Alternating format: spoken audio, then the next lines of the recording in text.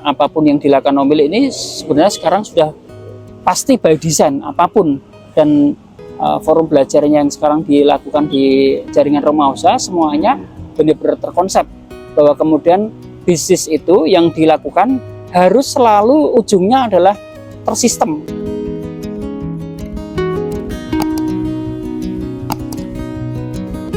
Halo Cah, semangat Cah. Ketemu lagi dengan Om Milik ya Cah. Ini posisi Om Milik di Jalan Pamularsih, nungguin Tante Ririn lagi asar di musolanya tahu bakso. Ini tak tunjukin Cah. Ini tadi habis jalan di satu tempat, terus ini pemilik itu kesukanya tiap hari itu makan mete Cah. Sempat dicari mete itu kira-kira kolesterol enggak, ternyata cari Tanterin tidak masalah. Nih pemilik di tahu bakso Bubuji di Pamularsih Cah. Ini tempatnya. Ini belinya kacang mete di sini. Hampir tiap malam pemilik sambil nonton dokumenter Netflix itu sambil makan kacang mete di tahu bakso Bubuji. Ini salah satu produk unggulan Ungaran, karena Bubuji ini awalnya dari Ungaran terus sekarang berkembang kemana-mana. Ini salah satu produk yang harus diuri-uri karena ini produk UKM yang sekarang jadi bisnis kelas mungkin bisa jadi kelas menengah sekarang, karena sekarang cabangnya jadi banyak dan serius sekarang. Ini tempatnya gede. Ini perjuangannya menurut cerita yang pernah pemilik dengar selentingannya adalah mulanya dari di pasar, ini di dalam pasar. Nanti silakan Cah kalau ada yang tahu cerita tentang Bubuji, sharing sedikit di komentarnya di pemilik ya Cah. Kemarin pemilik ngupload yang terakhir itu tentang proses kreatifnya pemilik dengan Tante Ririn. Jadi begitu perjalanan pemilik itu di entrepreneurship by design sih, tentu saja karena bimbingan alam ya, bukan karena pemilik pinter tiba-tiba kemudian dari awal ya, maksudnya dari awal kemudian pemilik waktu muda pengen jadi pebisnis yang handal atau jadi pengen bisnis yang berhasil dan bisnisnya jadi autopilot. Itu seperti apa kalau pemilik sebut, kalau di tempat forum belajarnya pemilik dengan teman-teman di jaringan rumah usaha namanya pesawat Cah. Pesawat tuh.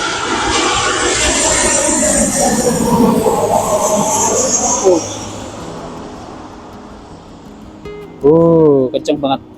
Ini dekat bandara. Kalau dulu bandaranya di Ahmad Yani, itu Tanterin sudah selesai sholat. Sebentar ya Tanterin, bentar ya. Jadi balik lagi, Umili itu bisnis bukan karena desain di awalnya, tapi benar-benar karena bimbingan alam. Tapi kemudian berdasarkan proses kreatif yang terus Umili mau belajar, disitulah mulai pelan-pelan mengerucut menjadi seperti tersistem atau seperti jadi terdesain. Benar-benar apapun yang dilakukan Umili ini sebenarnya sekarang sudah pasti by design apapun. Dan forum belajarnya yang sekarang dilakukan di jaringan rumah usaha semuanya benar-benar terkonsep bahwa kemudian bisnis itu yang dilakukan harus selalu ujungnya adalah tersistem, di mana semua pelaku bisnisnya di tempat jaringan rumah usaha itu kalau di awalnya memang dilakukan sendiri, seiring waktu kemudian harus diberikan kesempatan kepada berikutnya atau dimulai dari karyawan yang ada di jaringan rumah usaha atau karyawan dari tempat bisnis itu dimulai. Aku teruskan ke tempat lain ya Cah. Ini Tante Ririn nungguin di kendaraan, terus ini mau jalan dulu. Nanti aku mau cerita sedikit tentang proses kreatif, bagaimana kecerdasan kedaya tahanan itu harus dilakukan. Sementara itu ya Cah, nanti aku teruskan di tempat lain ya. Terima kasih Cah. Hai Cah, milik kayak nyobain di dalam mobil.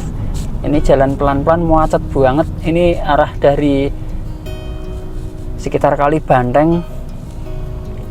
Tadi habis dari tahu bakso itu Pamularsih ding, terus masuk Kali Banteng menuju ke tol Kerapiak, nanti belok masuk tol Kerapiak langsung bablas ke arah Gombel atau nanti turun di Jatingaleh. Itu Cah aku terusin yang tadi ya, kenanya ya Cah, alon-alon ya, pokoknya aku sharing perjalanan Om Willy. Yang penting aku mau sharing tentang betapa kecerdasan kedaya tahanan itu menjadi sangat penting dalam hidup manusia, dan orang dalam proses belajar tentang bagaimana hidup harus cerdas. Adversity atau kedaya tahanan itu harus diperjuangkan oleh setiap manusia, itu ternyata jadi penting. Kenapa? Karena kalau kita nggak cerdas berdaya tahan itu, biasanya kena goncangan sedikit biasanya kita langsung drop, kena badai gitu kita gampang lemah, terus kita dicibir orang atau dibilangin orang kita bisa jadi orang yang masih salah, banyak gagal, banyak melakukan ketidakbaikan. Itu dengan cerdas daya tahan itu ya kita biarkan, nggak apa-apa, karena pendapat orang terhadap diri kita itu kan hak mereka ya, hak setiap orang kepada diri kita ya, tidak apa-apa ya. Cah nanti kalau goncang-goncang gitu dimaafkan ya, karena ini memang di dalam mobil pakai ditempelin gitu. Ini Om Willy lepas, jadi sudah bisa nyetir dengan santai, lihat depan, konsentrasi. Ini cuma nyangkem aja, bisa waton jeplak aja apa yang ada dalam pikiran tentang daya tahanan itu. Balik lagi bahwa orang itu harus punya kecerdasan daya tahanan. Kalau orang menguji kita, itu sebenarnya ujian. Misalkan kita dibilangin A, B, C yang negatif itu nggak apa-apa, karena ternyata justru ketika kita dibilangin nggak baik, itu justru ujian kita supaya kita tetap fokus bahwa kita ini mau tujuannya kepingin baik seperti yang kita bayangkan sendiri. Nah, sama juga ketika kita terhadap orang lain harus benar-benar bisa fokus bahwa orang lain itu, semua orang yang dengan kita itu pasti baik. Itu yang harus kita fokuskan itu. Kalaupun nanti kita merasa ada tersinggung, kalaupun kita harus merasa sakit hati, ya kita harus mau belajar untuk menghibur diri, namanya menghibur diri lah itu. Makanya kecerdasan kedaya tahanan itu semudah kita kalau sakit hati menghibur diri bahwa orang lain itu maksudnya baik, ngomongin kita tentang hal yang tidak baik, tidak apa-apa, itu ujian kita. Dan kita kepada orang lain tetap harus positive thinking terus, dan kita perjuangkan untuk kayak gitu. Itu namanya cara kita belajar tentang kedaya tahanan. Kedaya tahanan intinya adalah bagaimana kita terus memikirkan positive thinking terus dalam otak kita, dalam pikiran kita. Ini sampai gerbang tol Kerapiak. Ini Tante Ririn di sebelahku, nyantai-nyantai sambil lihat laporan keuangan Tante. Sebentar, casik sebentar. Om, Mong. Itu.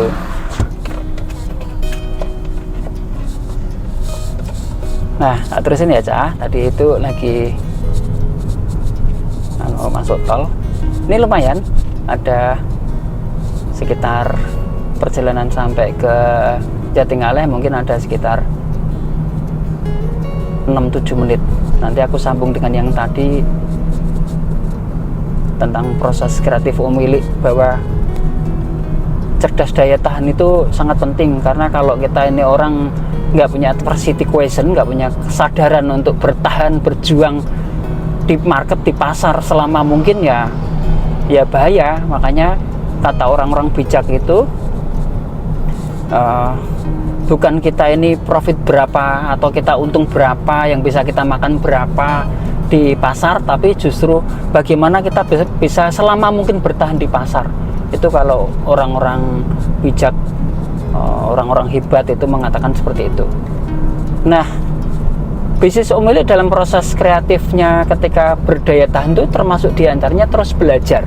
Karena orang berdaya tahan itu dengan ketahanan itu tidak mungkin tidak belajar terus menerus. Nah, belajar paling berat adalah belajar kepada diri sendiri atau mencari diri sendiri. Itu paling susah Cah.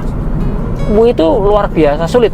Belajar tentang bagaimana kita menghafalkan pola hidup kita, kemudian kita memilih apa yang kita inginkan dan apa yang kita putuskan di waktu paling dekat. Jadi bagaimana mengelola kebutuhan dan keinginan itu harus benar-benar rapih. Itu ya Cah, pokoknya aku sebisa-bisa mungkin di dalam vlogku setiap kali open mencoba disiplin ada isinya. Intinya adalah supaya Om Willy punya dokumentasi dengan keluarga. Kalau pergi sama Tante Ririn selalu ada waktu atau kesempatan untuk mengabadikan di perjalanan, sedikit-sedikit bisa sharing apapun nanti yang Om Willy sampaikan. Semoga manfaat minimal untuk Om Willy sebagai orang yang terus harus mikir supaya orang gampang pikun ngono ya Cak. Selalu semangat, selalu cari silaturahmi, jaga kesehatan dan cari ilmu terus. Terima kasih Cak.